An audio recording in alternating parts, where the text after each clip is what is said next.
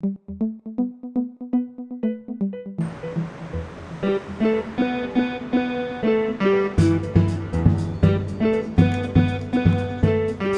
il faut comprendre quelque chose de très important qui n'est pas assez perçu pour les raisons qu'on comprend, c'est qu'elles sont peu données à voir, c'est que l'Europe est entrée dans un processus d'alternative. Il est temps de se réveiller là.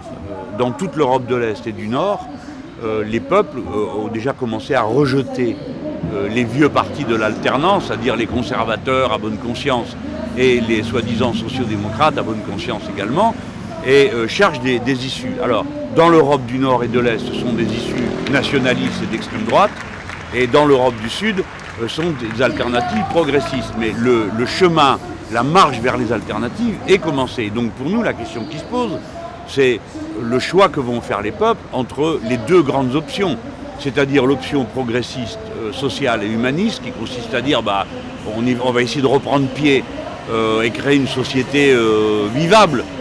C'est pas une société dont le but serait que chaque jeune se dise j'ai envie d'être milliardaire, parce que précisément, quand chacun veut être milliardaire, c'est la pagaille pour tout le monde et la misère pour tout le monde. Bon, pas ce genre de société, mais une société où chacun reçoit la part de ses efforts, avec,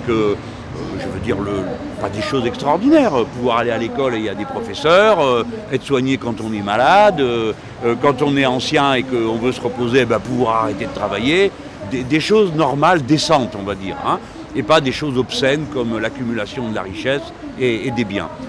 Ou bien c'est ça, ou bien c'est je me méfie de tout le monde, et d'ailleurs je n'aime pas mon voisin parce qu'il n'est pas de la bonne religion, il n'a pas la bonne couleur de peau, etc.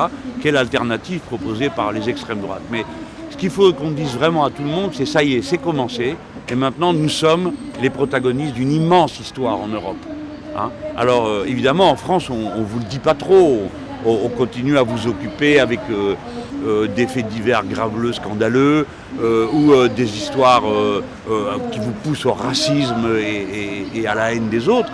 Mais les amis, ça y est, le volcan s'est réveillé.